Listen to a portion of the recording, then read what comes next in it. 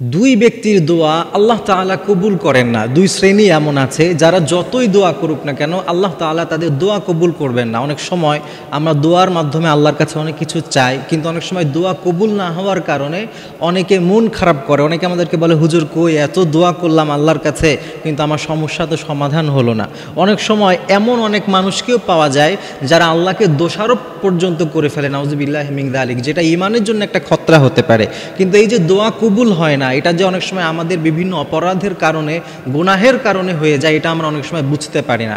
এই জন্য দুই শ্রেণীর মানুষ এমন আছে যাদের দোয়া আল্লাহ তাআলা কখনো কবুল করবে না। এই জন্য যদি আমরা আমাদের দোয়াটাকে আল্লাহর মাধ্যমে আল্লাহর কাছে পাইয়ে নিতে চাই, কবুল করিয়ে নিতে চাই, তাহলে অবশ্যই এই দুই শ্রেণীর মাঝে আমরা যেন না পড়ি সেটা খেয়াল রাখতে হবে। এর মধ্যে এক নম্বর, ওই শ্রেণীর দোয়া আল্লাহ তাআলা কখনো কবুল করবেন না যারা রক্তের আত্মীয়তার সম্পর্কটাকে ছিন্ন করে ফেলেছে।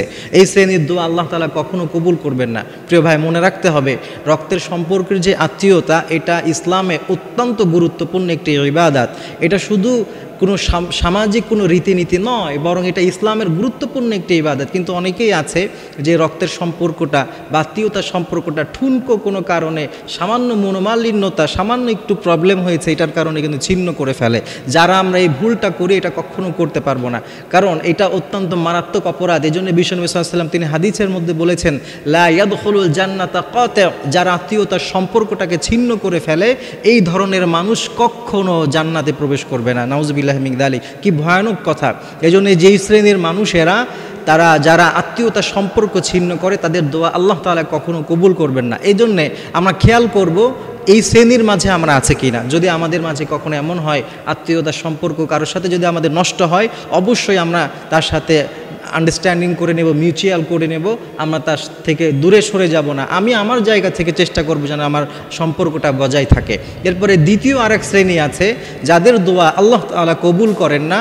তারা হচ্ছেন ওই সকল মানুষ যারা হারাম খাবার খায়, যারা হারাম খাদ্য খায়, তাদের দোয়া আল্লাহ তাআলা কখনো কবুল করবেন না। কিন্তু আমাদের সমাজে আমরা খেয়াল করে দেখেছি, অনেকেই এমন আছে নামাজ পড়েন, ঠিক আছে, 5 ওয়াক্ত নামাজ পড়েন, অনেকে আছে দাড়ি রাখেন, অনেকে আছে হজ করে এসেছেন, বড় হাজি সাহেব, কিন্তু সে হালাল হারাম এটা বাছবিচার করেন না। তার খাবারে হয়তো হারাম থেকে গেছে, উনি হয়তো সুদের কারবারি করে, ঘুষের কারবারি করে।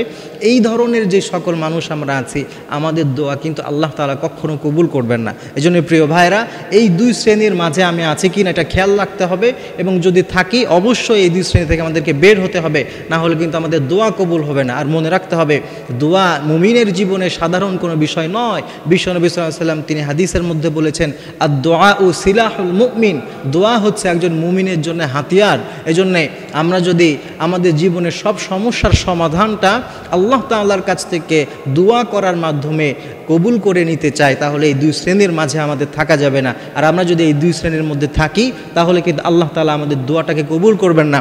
এই জন্যে আত্মীয়তার সম্পর্ক রক্ষা করে, হালাল এবং হারাম বাছবিচার করে, হালাল সবসময় ভক্ষণ করে আমরা যদি আমাদের যাপিত জীবনকে পরিচালনা করতে পারি, অবশ্যই অবশ্যই আল্লাহ তাআলা আমাদের দোয়া কবুল করবেন। আমাদের দোয়া আল্লাহ তাআলা কখনোই ফিরিয়ে নেবেন না।